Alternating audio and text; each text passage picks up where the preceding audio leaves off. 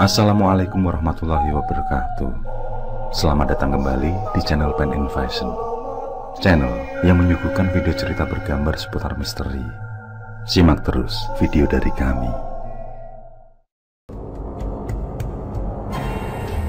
Sebelum hal mengerikan tadi terjadi, Cantika bermimpi berada di tepi sebuah lautan. Dia memandang jauh ke depan. Tiba-tiba dia dikejutkan dengan suara bising yang membuat telinganya berdengung. Disusul kemunculan sosok berwujud aneh dari atas air lautan, dengan seorang pemimpin berada di barisan paling depan. Wujudnya tidak menunjukkan kalau mereka adalah manusia. Semua berjalan sangat cepat mengarah pada Cantika. Merasa terancam dan ketakutan, Cantika berbalik badan tidak berlari menghindar. Namun terlambat, sosok-sosok tersebut keburu mengepung dan menangkapnya. Sang pimpinan yang berwujud besar kekar dengan wajah menyeramkan disertai taring menyeringai, memegang rambut Cantika kemudian memasukkan sesuatu ke dalam mulutnya. Cantika pun terbangun dengan nafas memburu dan tenggorokannya seperti tersumbat. Cantika merasakan panas luar biasa di perutnya, seakan ada yang mengadu-adu. Besok pagi, ayah akan menemui Pak Diwiryo. Mungkin dia bisa membantu, ucap Denny sambil menaikkan selimut Cantika. Dia rebahkan diri di samping putrinya. Pikirannya masih diliputi kecemasan dan dipenuhi tanda tanya. Karena sulit pejamkan mata, Denny bangkit melihat kondisi Cantika. Rupanya sudah tenang dan sudah bisa tidur kembali. Setelah itu, Denny beranjak menuju kamar Cica. Ada rasa khawatir juga pada putri bungsunya yang malam itu dibiarkan tidur sendiri.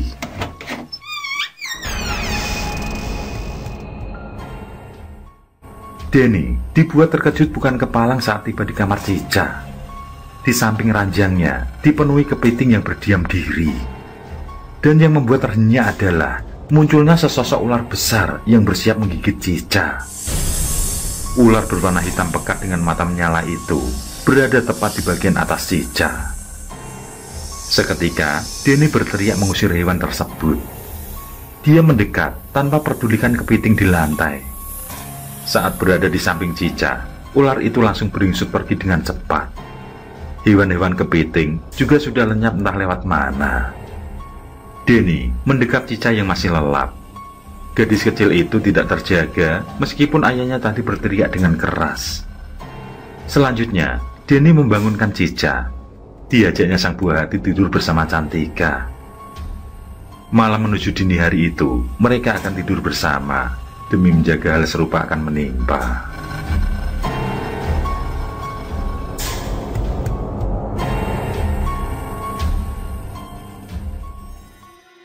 Di keesokan hari, Denny menyuruh kedua putrinya tetap di rumah.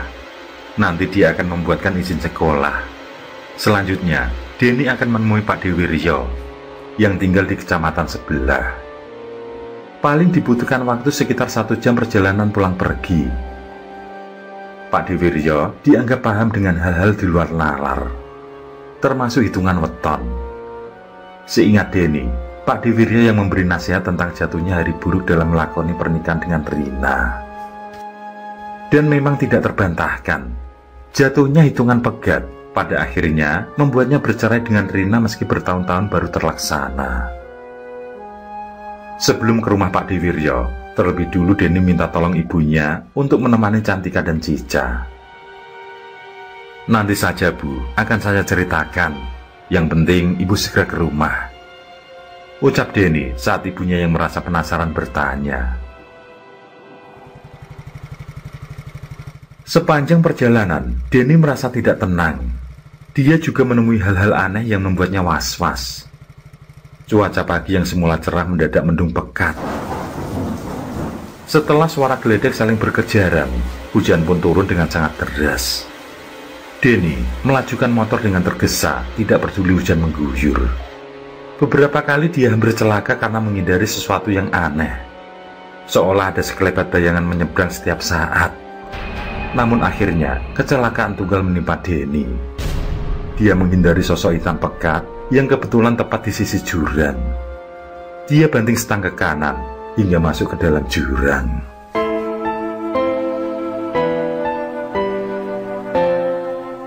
Denny siuman sudah berada di rumah sakit kota. Mentalnya tertekan ketika tahu kalau kedua putrinya telah meninggal dunia di waktu yang bersamaan saat dia mengalami kecelakaan. Denny berteriak keras. Dia seharusnya mengantar jenazah keduanya. Dan kenyataan pahit selanjutnya harus dia terima oleh Denny karena kedua kakinya harus diamputasi. Setelah kejadian itu, Denny menjadi terguncang. Dia seperti linglung. Ditambah lagi dia merasa diteror oleh sosok gaib yang membuatnya semakin tertekan. Kondisi Denny semakin kurus. Bahkan orang-orang menyebutnya sebagai mayat hidup. Pak Dewiryo pun bertindak. Dia menemui seseorang yang dikenalnya sebagai guru spiritual. Dia bernama Mbah Waji. Atas saran Mbah Waji, diajaknya Denny menemui Mbah Waji. Di sana dilakukan pemijitan disertai mandi air sendang. Ritual awal itu pun mampu membuat Denny mulai berubah. Dia mulai bisa menerima kenyataan.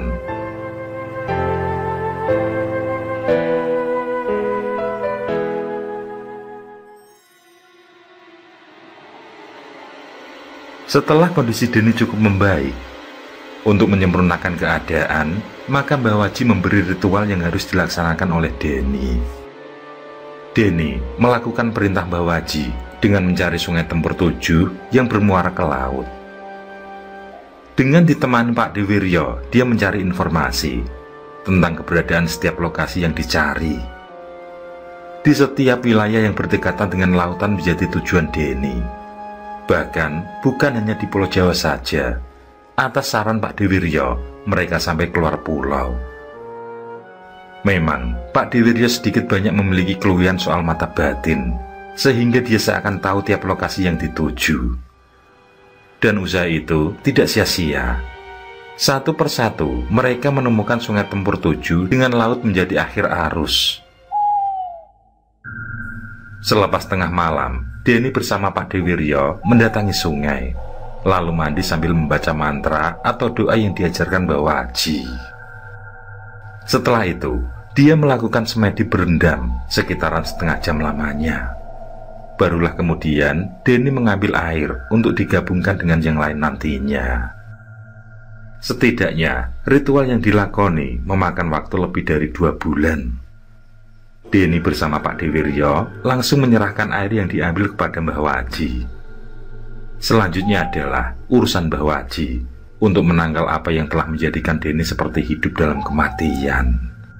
Selain berpasrah pada Tuhan yang menciptakan alam semesta, Denny juga berharap lewat lantaran Mbah Waji, semoga Tuhan akan mengakhiri nestapanya. Malam itu juga, Mbah Waji mengumpulkan semua sesaji yang dibutuhkan. Tidak tanggung-tanggung, Mbah Waji mengajak Denny dan Pak Dewiryo ke satu lokasi di Parangtritis Segoro Kidul, yang diyakini dikuasai oleh Ratu Alam Gaib Nyi Roro Kidul. Di lokasi itulah akan dilaksanakan ritual. Sampai saat itu baik Denny maupun Pak Dewiryo masih belum bertanya lebih jauh tentang apa gerangan yang menimpa Denny. Mereka menurut saja yang diperintah Mbah Waji. Mungkin nanti ada saatnya Mbah Waji akan memberitahukan pada mereka.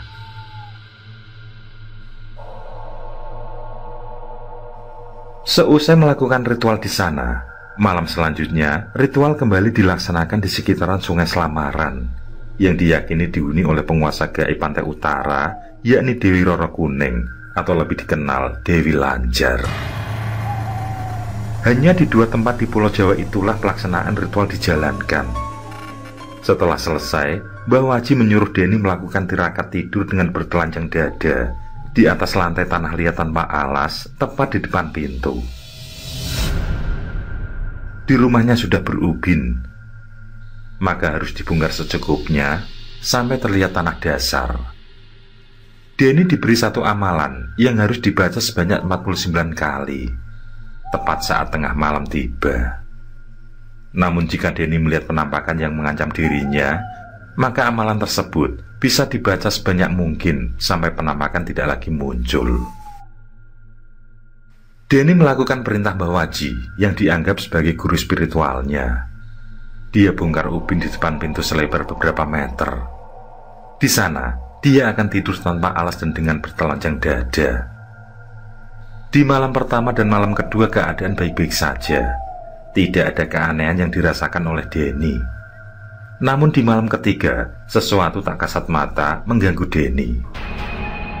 Hal itu berawal tepat tengah malam saat terdengar sebuah ledakan di atas rumah. Sesaat kemudian, muncul sekelebat bayangan hitam besar bergentayangan di sekitar Denny tidur. Semakin lama, sosok hitam itu semakin banyak. Seolah semua hendak menyerang Denny yang komat-kamit membaca amalan. Setelah sosok itu satu persatu lenyap, muncul banyak sekali kepiting hitam berkerubut di lantai. Disusul kemudian, muncul seekor ular besar yang kesemuanya menghadap ke arah Denny. Semua hewan tersebut bersiap menyerang Denny. Namun tampaknya, amalan yang diberikan Mbah Waji mampu melindungi dirinya. Semua pun lenyap dengan gaib. Setelah itu, menyusul makhluk sebangsa ubur-ubur yang juga mendekat ke arah Denny. Dan seperti yang lain, makhluk itu pun lenyap dengan sendiri secara gaib. Kengerian malam itu diakhiri dengan letupan berulang kali dari tempat yang sama, yakni tepat di atas rumah.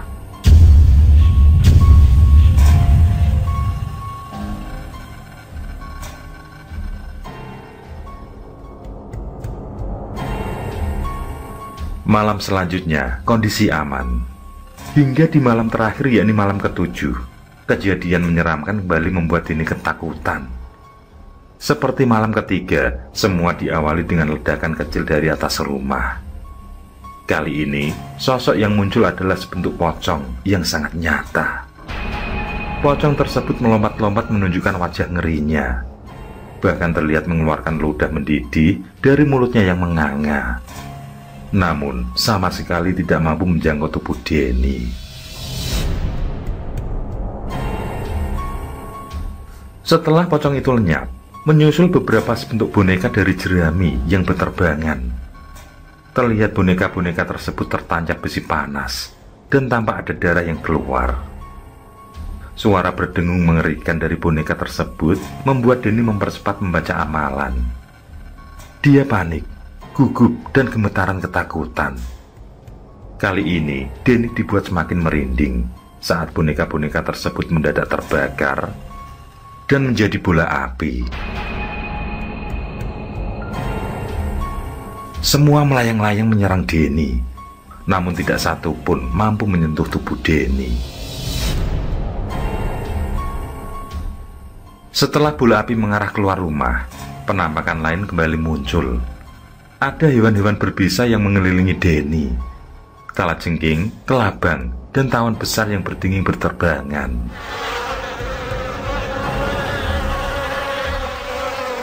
Namun penampakan hewan-hewan itu tidak berlangsung lama. Bersamaan dengan datangnya angin kencang dan suara letupan berulang kali dari atas rumah, hewan berbisa itu lenyap secara gaib. Denny menarik nafas panjang sambil menyeka keringat. Dia berharap semoga ke depan gangguan itu tidak lagi meneror dan kehidupannya kembali baik-baik saja.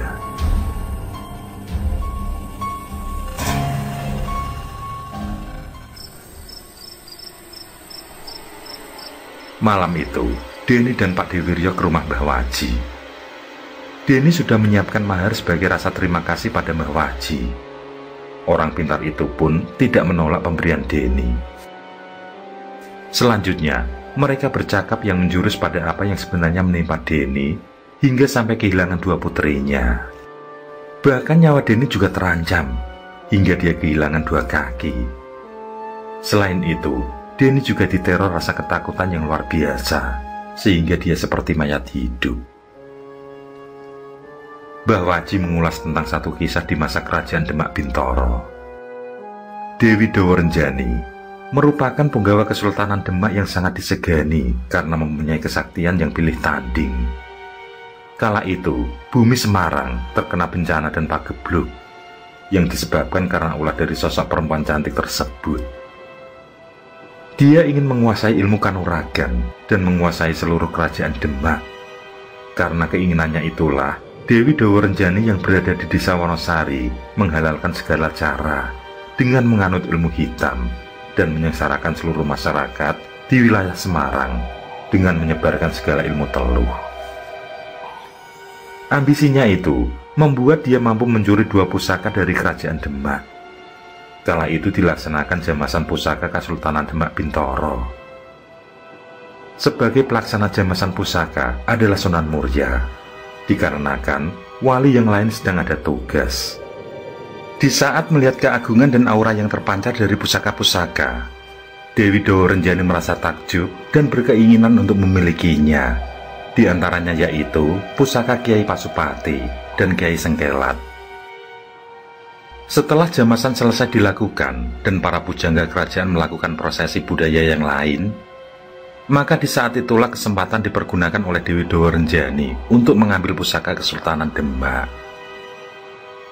Para punggawa kerajaan pun gempar ketika mendengar bahwa pusaka Kesultanan Demak telah dicuri oleh Dewi Dawa Renjani, hingga Raden Patah mengutus punggawa kerajaan untuk merebut kembali.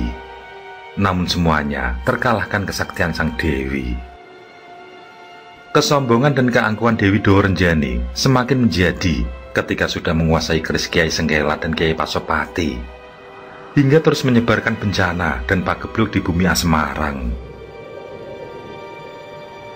Hingga akhirnya Sunan Kalijogo bertindak meredam kesombongan Dewi Dawa Renjani. Sunan Kalijogo berhasil menyadarkan Dewi Dawa Renjani yang jahat dan menjadikannya murid ikut mensiarkan agama Islam di bumi Semarang. Namun ada satu murid Dewi Dawa Renjani yang bernama Nyi Brintik yang kemudian bersemayam di area laut pantai selatan. Dari Nyi Brintik inilah ilmu hitam yang telah diwariskan oleh Dewi Dawa Renjani berlanjut. Ilmu itu disebut dengan santet Segoro Pitu. Dengan air 7 lautan, maka tujuan dari si pengamal untuk mencelakai seseorang akan terwujud. Ilmu ini bisa langsung membunuh, bisa juga membuat sasarannya menderita terlebih dahulu sebelum dicabut nyawanya. Dan bukan hanya 1 nyawa saja, namun dibutuhkan minimal 7 nyawa.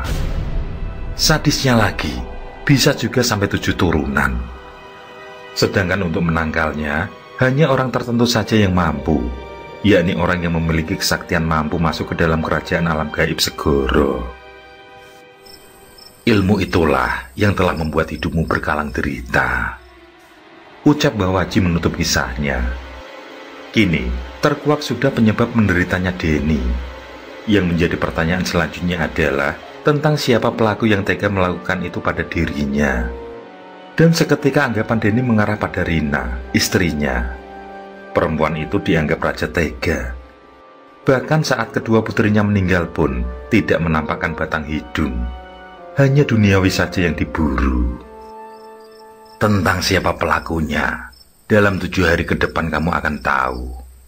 Karena secara beruntun, dia akan kehilangan 5 nyawa dan bisa jadi termasuk dirinya sendiri.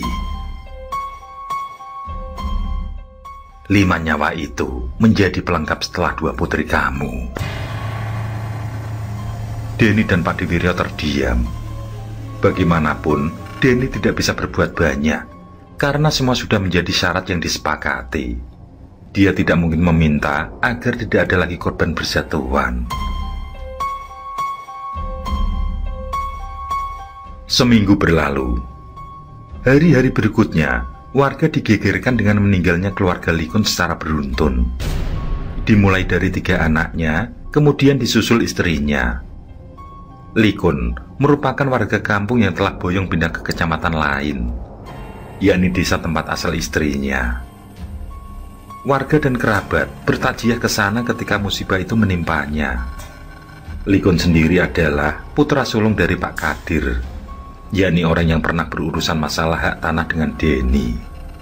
Hal lain yang menjadi perbincangan warga adalah tentang kematian keluarga Likun yang dianggap tidak wajar. Ada yang perutnya robek membusuk, ada yang perutnya besar terisi penuh air. Anehnya, saat dikeluarkan, isi perut adalah air mendidih. Kemudian ada yang berlumuran darah di setiap pori-porinya, dan ada yang berubah hitam legam seperti terkena racun binatang laut. Kondisi yang sama adalah mereka meninggal di waktu yang sama, yakni tepat tengah malam.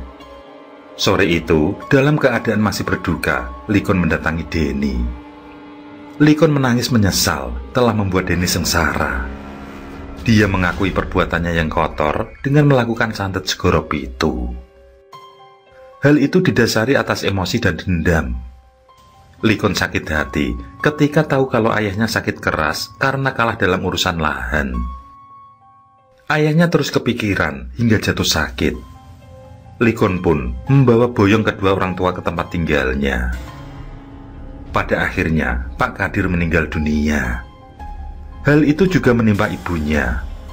Selang 40 hari, sang ibu sakit keras dan berujung meninggal dunia. Atas hal itulah, Likon menyalurkan dendam pada Denny. Dia berjanji akan membuat sengsara keluarga Denny sebelum meninggal dunia. Likon pun mendatangi orang pintar, yang kemudian menyuruhnya mengambil 7 air lautan yang disarankan. Hal pertama adalah membuat keluarga Denny tidak bahagia, dan itu terwujud dengan perceraian. Selanjutnya adalah menghabisi keturunan Denny agar jiwanya terguncang. Hal itu pun terlaksana. Kemudian yang ketiga adalah membuat Denny menderita sebelum akhirnya meninggal nanti. Hal itu pun terlaksana dengan hilangnya kedua kaki Denny. Dan seringnya muncul teror yang membuatnya linglung bagai mayat hidup. Sebenarnya, sebelum Denny dihabisi, Likon berniat menghilangkan nyawa ayah, ibu, adik, dan kakak Denny sebagai pelengkap ritual. Namun kenyataannya hal itu tidak terwujud karena Denny mampu menangkal.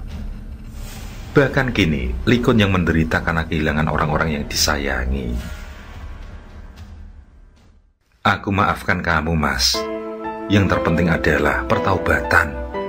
Mintalah keselamatan pada Tuhan, ucap Denny meski hatinya sakit tersayat. Bagaimanapun, semua telah terjadi, dan dia tidak mau jika Likon terus hidup dalam penyesalan. Sebelum beranjak pulang, Likon mengucap terima kasih. Dia berharap agar Denny merahasiakan semua. Dia tidak mau dijadikan bahan olokan setelah hidupnya berakhir kelak. Denny tersenyum mengangguk.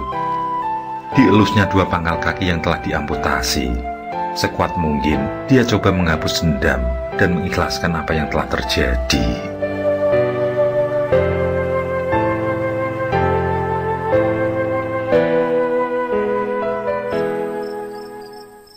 Malamnya, warga kembali dibuat terkejut atas meninggalnya Likon. Perbincangan hangat pun semakin menyeruak. Ada yang menganggap kalau Likon melakukan pesugihan. Ada pula yang menganggap Likon terserang penyakit menular yang mematikan. Denny tidak akan buka suara perihal yang sebenarnya. Begitupun, dia meminta agar Pak Dewiryo juga merahasiakan. Itulah permintaan terakhir dari Likon.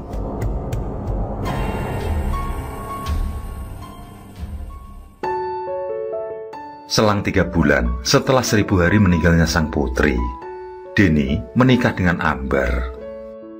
Perempuan solehah itu menerima segala kekurangan Denny, hingga terbinalah keluarga yang penuh kebahagiaan. Mereka dikaruniai seorang putra. Sementara Rina yang sempat menikah harus kembali menelan luka setelah diceraikan suaminya. Pernikahan Rina hanya berlangsung 2 tahun saja. Selanjutnya, dia harus rutin berobat karena memiliki riwayat penyakit.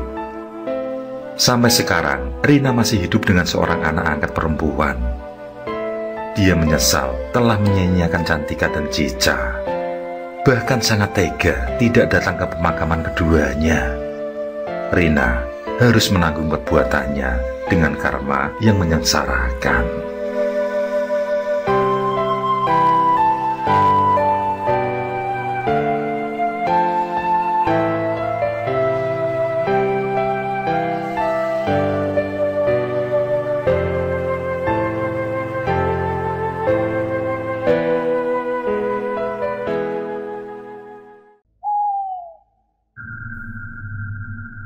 Oke, terima kasih. Semoga kawan-kawan terhibur, dan untuk ke depan, semoga channel ini bisa lebih baik lagi. Akhirul kalam, wassalamualaikum warahmatullahi wabarakatuh. Sesandingan hormat kali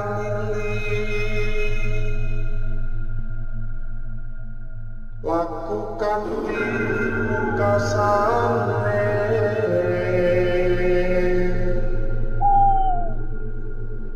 Anda kersanengku